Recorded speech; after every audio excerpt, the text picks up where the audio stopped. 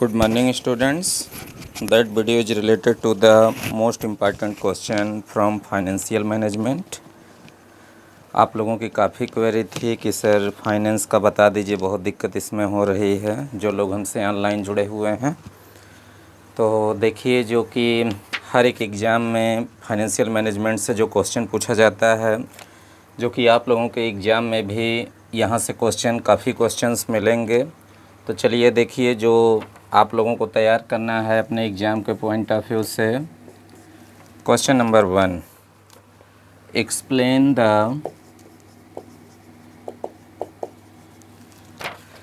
Meaning, scope and functions of financial management.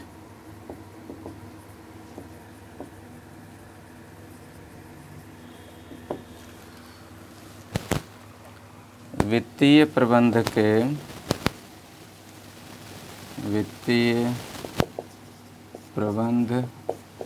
का अर्थ क्षेत्र एवं कार्यों को बताइए।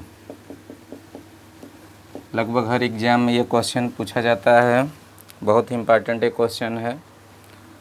तो फाइनेंशियल मैनेजमेंट जो आप लोगों के बीकॉम सेकंड ईयर में दिया गया है, ये पहले से ही था, बस केवल नाम चेंज कर दिया गया। पहले ये बिजनेस फाइनेंस के नाम से था और अब नाम चेंज करके कर दिया नए वाले सिलेबस में फाइनेंशियल मैनेजमेंट। कुछ चैप्टर को घटा बढ़ा करके, जैसे वर्किंग कैपिटल ऐड कर दिए। स्पेशली इसको पढ़ाया जाता था एमकॉम में, एमबीए में। तो चलिए, फर्स्ट क्वेश्चन ये था आपका। अब आइए सेकंड क्वेश्चन पे।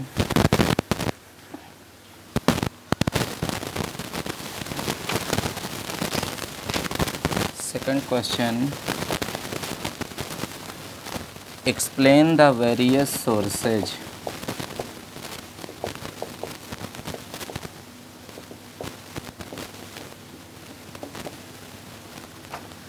of short-term and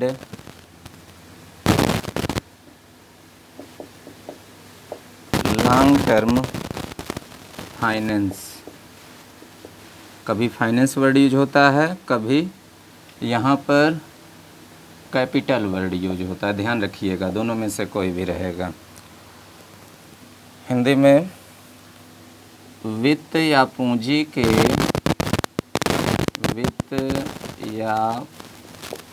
के अल्पकालीन एवं दीर्घकालीन स्रोतों को बताइए।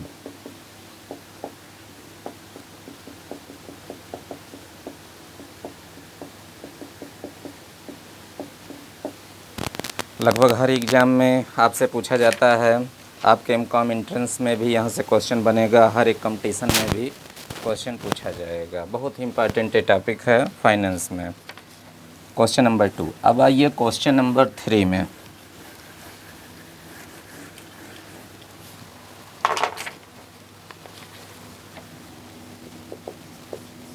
क्वेश्चन नंबर 3 आप लोगों के एग्ज़ाम के पॉइंट ऑफ व्यू से बहुत ही इम्पॉर्टेंट है, मोस्ट इम्पॉर्टेंट। इसको आप लोगों को रटना पड़ेगा।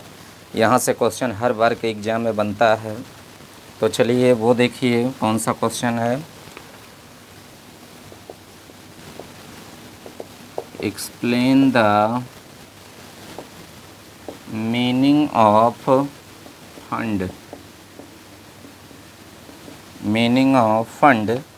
and fund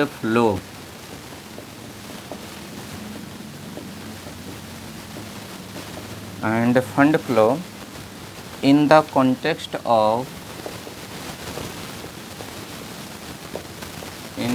context of fund flow analysis।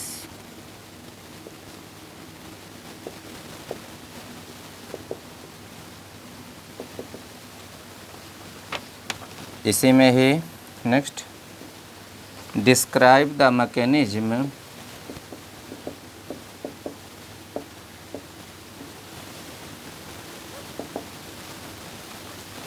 Mechanism और प्रोसेस दोनों में से एक वर्ड रहेगा, ध्यान रखे रहिएगा। Of constructing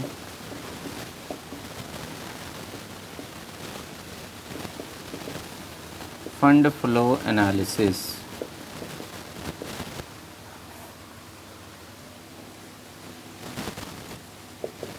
and also differentiate between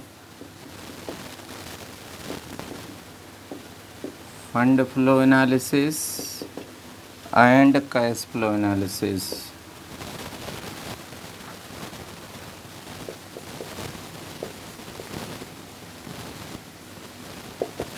इसको रट लीजिएगा, ये क्वेश्चन बहुत ही इम्पोर्टेंट, किसी ना किसी फॉर्म में ये आपके एग्जाम में ज़रूर क्वेश्चन रहेगा। हिंदी में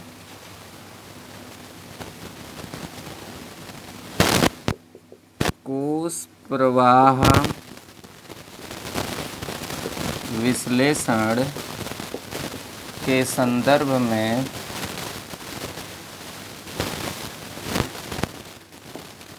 फंड मतलब कोष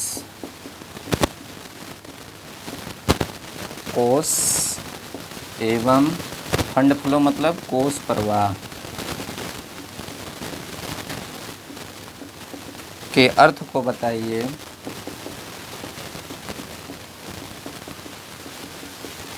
पहला वाला पार्ट ये था। दूसरा, कोष प्रवाह विवरण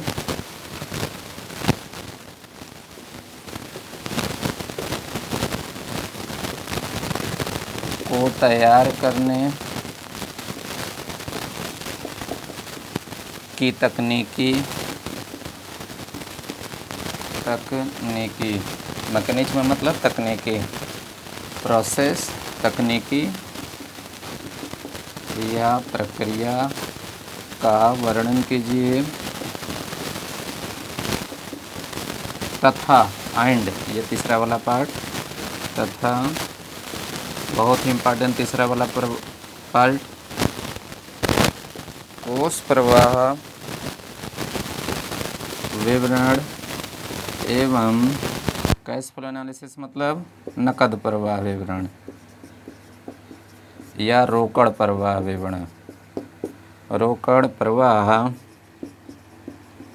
विवरण में अंतर स्पष्ट कीजिए। बहुत ही इम्पोर्टेंट है क्वेश्चन, रट लीजिएगा आप लोग इसको, हर एक एग्जाम में क्वेश्चन पूछा जाता है। Next question, question number 4। जैसे क्वेश्चन नंबर 3 इम्पॉर्टेंट है, वैसे आपके एग्ज़ाम के पॉइंट ऑफ व्यू से क्वेश्चन नंबर 4 भी बहुत ही इम्पॉर्टेंट है, जो कि आप लोगों को रटना है।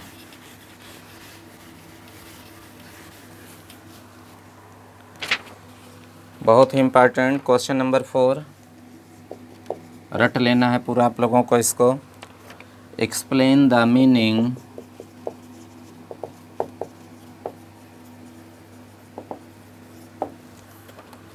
causes and remedies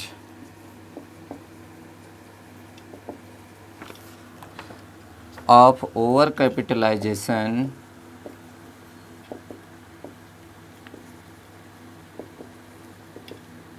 and undercapitalization।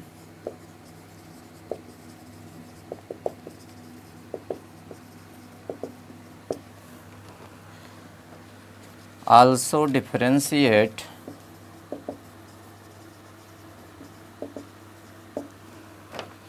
between overcapitalization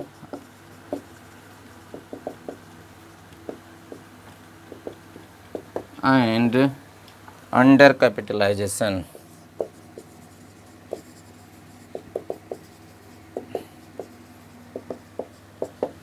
बहुत ही इम्पोर्टेंट क्वेश्चन हिंदी में, अल्प पूंजीकरण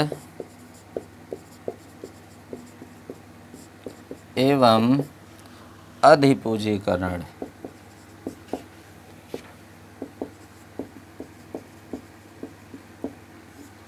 पूंजीकरण के अर्थ, कारण एवं उपचारों की व्याख्या कीजिए।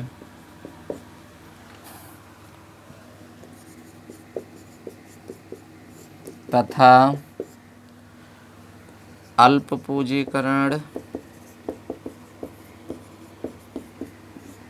एवं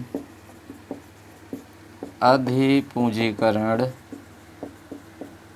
में अंतर को स्पष्ट कीजिए।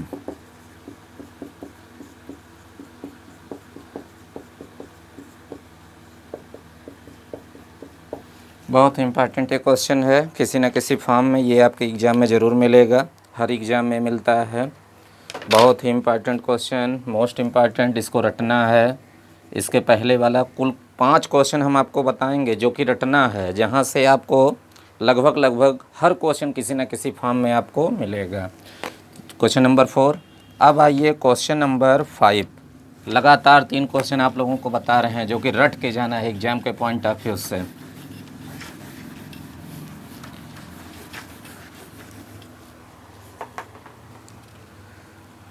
Question number 5. What do you mean by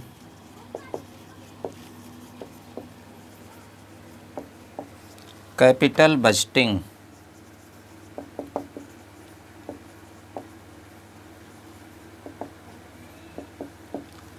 Second part. Explain the process of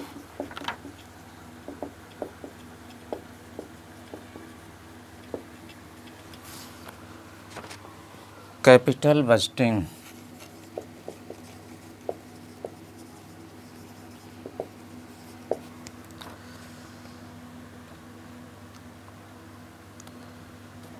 Discuss, बहुत ही important third point, discuss any one method of capital budgeting. Hindi में पूंजी बजटन से आप क्या समझते हैं?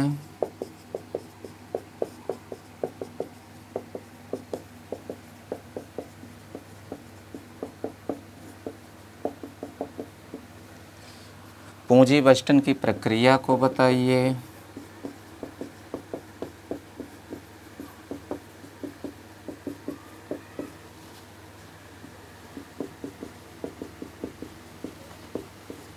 तथा पूंजी बजटन की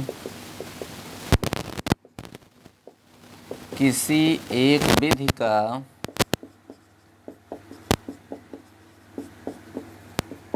विस्तार से वर्णन कीजिए।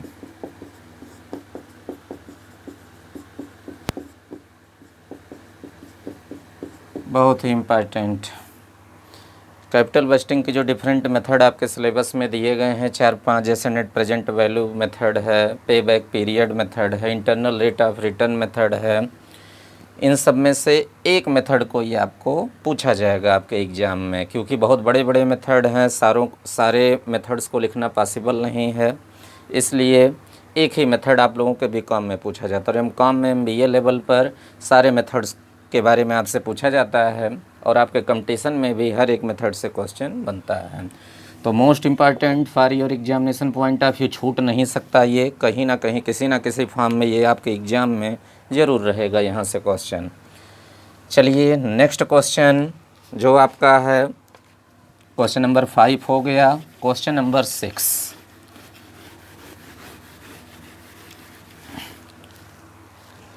आ जाइए क्वेश्चन नंबर 6 पर। Explain the concept of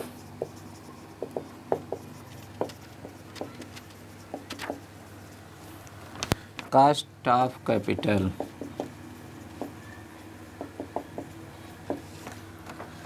explain its various methods. पूंजी की लागत की अवधारणा से आप क्या समझते हैं?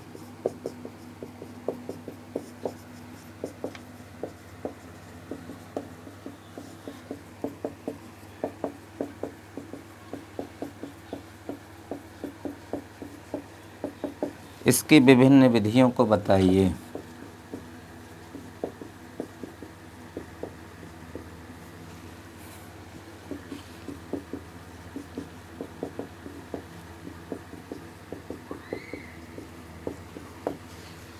ये आपका था क्वेश्चन नंबर 6। अब आइए क्वेश्चन नंबर 7 में।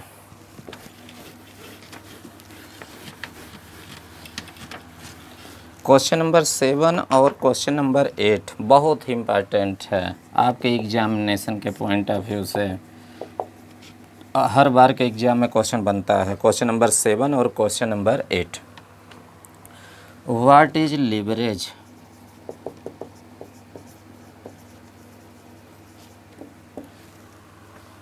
Describe its types.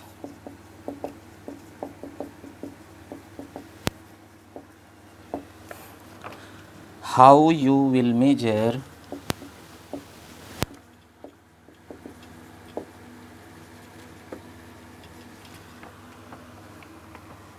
the degree of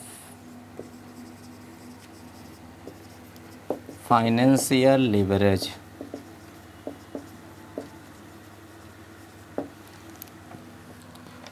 leverage को हिंदी में बोलते हैं उत्तोलन या उत्तोलक। उत्तोलन या उत्तोलक क्या है? इसके प्रकारों को बताइए। कितने प्रकार हैं इसके? 3 प्रकार हैं। इसके प्रकारों को बताइए। एक आपका होता है ऑपरेटिंग लिवरेज, दूसरा होता है फाइनेंशियल लिवरेज और तीसरा होता है कंबाइंड लिवरेज। दूसरा ये हो गया। थर्ड पार्ट इसका जो है, इसमें वित्तीय उत्तोलन,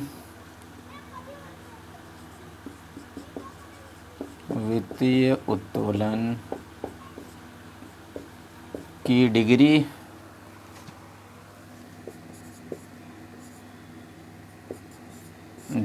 या मात्रा की माप आप कैसे करेंगे?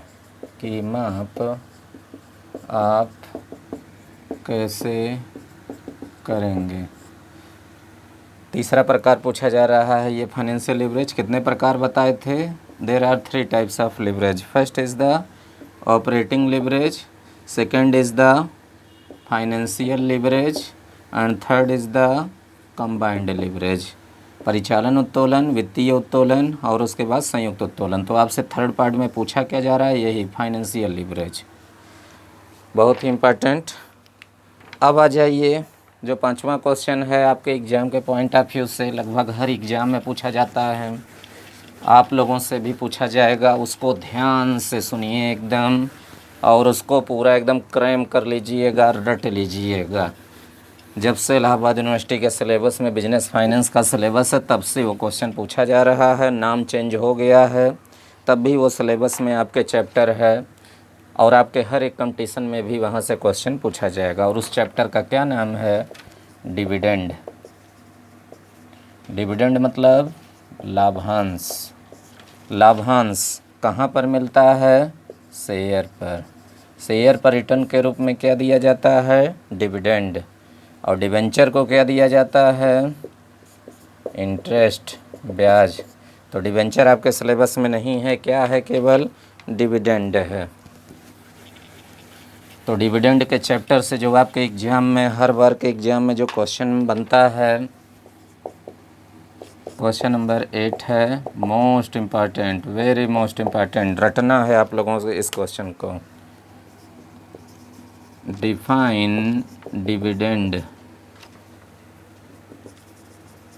डिविडेंड लाभांश को परिभाषित कीजिए। Describe its types. इसके प्रकारों को बताइए। also explain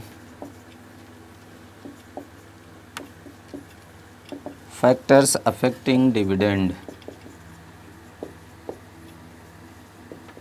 Factors affecting dividend. लाभांश को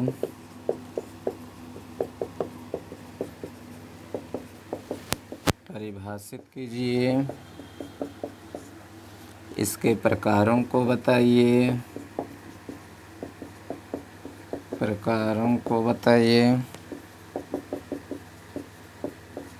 तथा लाभांश को प्रभावित करने वाले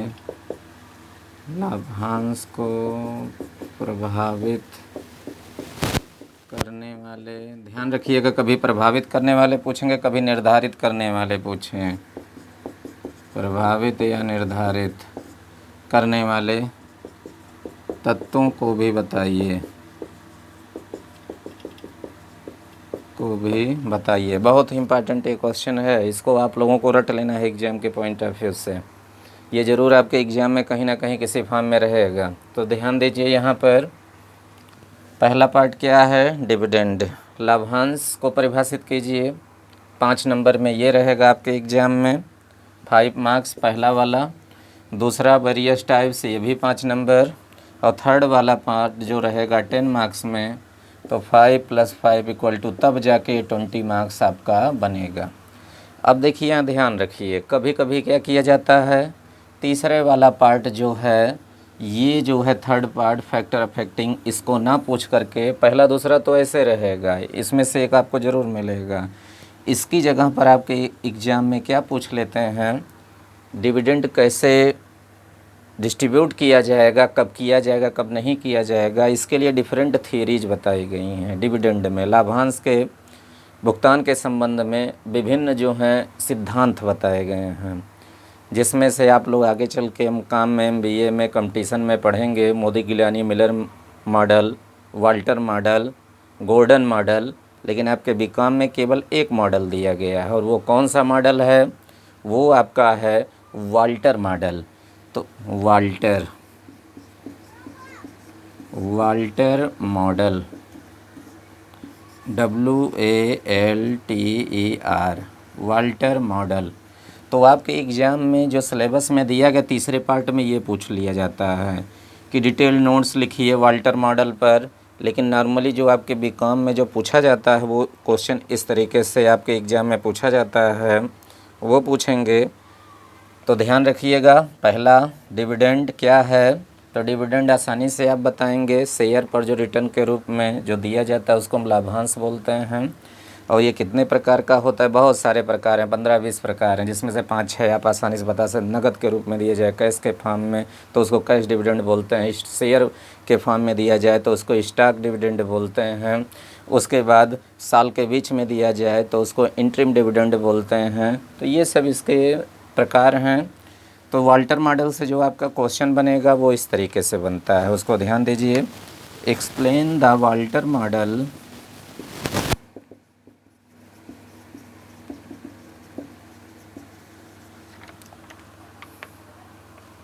of dividend decision.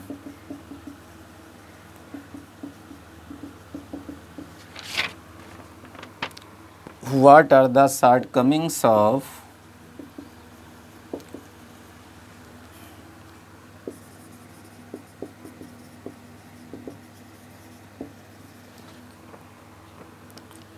this model?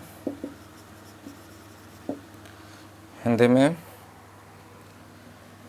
लाभांश निर्णयन से संबंधित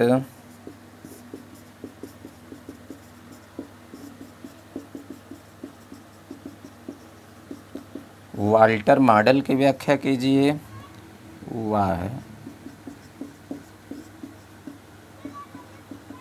मॉडल की व्याख्या कीजिए एवं इस मॉडल की कमियों को भी बताइए। शॉर्ट कमिंग मतलब कमियों को भी बताइए। रट लीजिएगा, very very most important for your examination point of view and for your future all type of commercial competition including your MCom entrance examination. ये रट लीजिएगा क्वेश्चन हर जगह पर।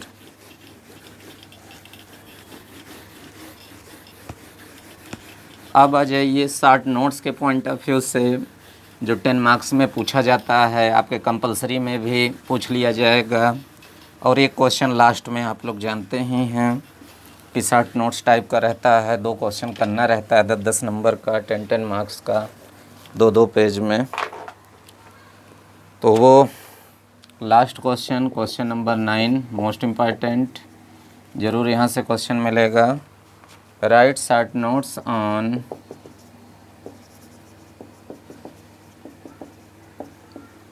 एनी टू,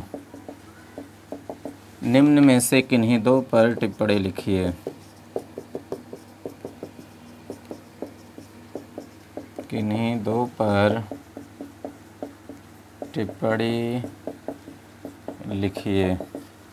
चलिए कौन कौन सी हैं यहाँ पर, 4 हम बता रहे हैं, 2 करना रहेगा।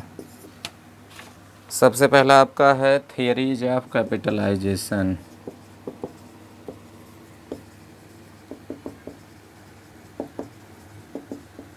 पूंजीकरण के सिद्धांत हिंदी में इसको बोलते हैं।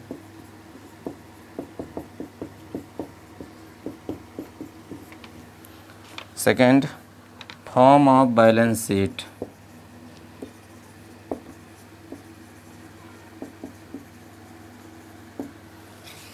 आर्थिक चिट्ठे का प्रारूप।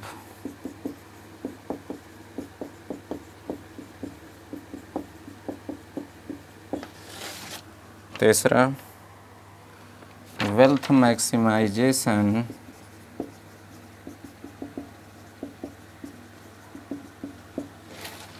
Versus profit maximisation. धन अधिकतमीकरण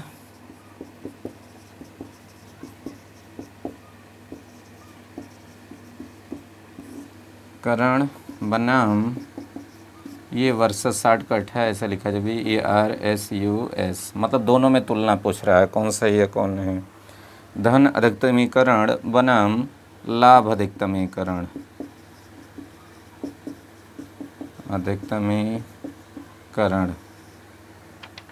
नेक्स्ट आपका है ट्रेडिंग ऑन इक्विटी।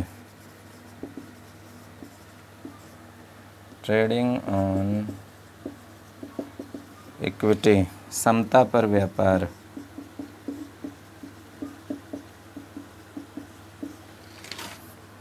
और 5वां फाइनेंशियल प्लानिंग।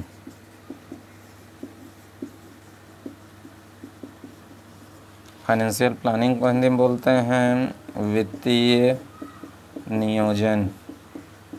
अब इन 5 में जो सबसे ज़्यादा इम्पॉर्टेंट है आपके एग्ज़ाम के पॉइंट ऑफ व्यू से, theories of capitalisation, very most important. और दूसरा है wealth maximisation versus profit maximisation.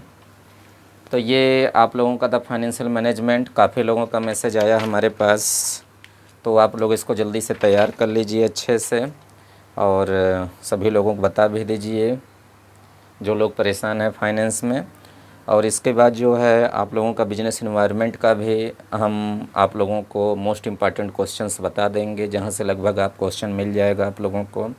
तो इनको सबसे पहले आप लोग तैयार कर लीजिए। Thank you class.